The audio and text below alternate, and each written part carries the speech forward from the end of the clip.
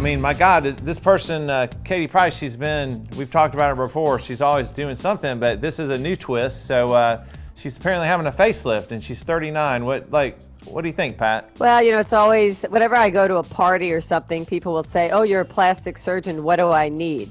This is all elective surgery. None of us need this. The question is, can we give you what you want? Can we do it safely? Can we do it in an economically feasible way?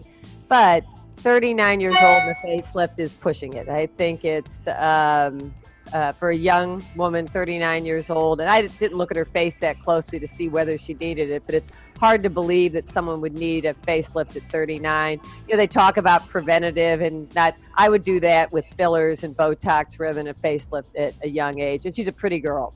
It's funny, if you asked me 10 years ago, I might have embraced the idea a little bit more than I would now, but I agree with Pat with the advent of injectables, and we understand that lost volume is a big part of the problem, and using neurotoxins to reduce lines, but there's also skin tightening technologies. I mean, Jason's the real champion of that. With so many non-surgical options, a young person like that, it's very hard to make a case for going towards surgery.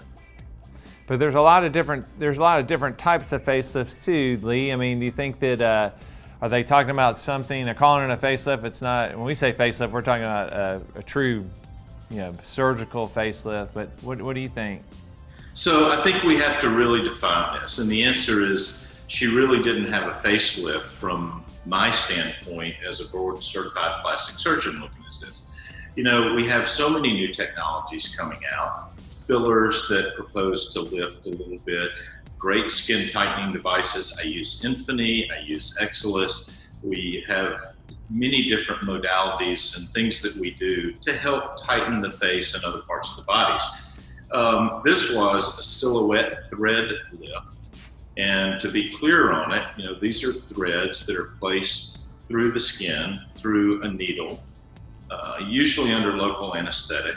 And the time that they last, in the only real good study that we've had look at it, is about 4 to 6 months. So much less lasting time than fillers.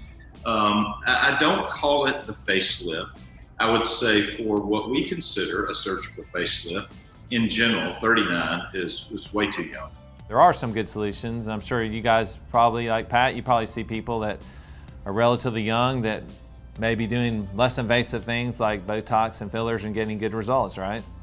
Yeah, I mean, the good thing with the breast implants now is a lot of them, with the Allergan implants, they will get a free Botox treatment. So some of the patients start in their mid-30s for the glabellar lines or some wrinkles around their eyes.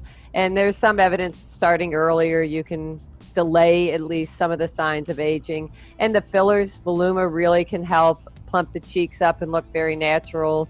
Restylane, Juvederm. I think it all depends. You just have to make sure somebody knows what they're doing. You get appropriate balance in your face. And I think looking as good as you can for as long as you can, why not? All right, well, listen, that's some good stuff. We've solved many of the unsolved mysteries of the world today, and this is great. You guys have had great insights. And if you want to see more of this, you can see that on theplasticsurgerychannel.com.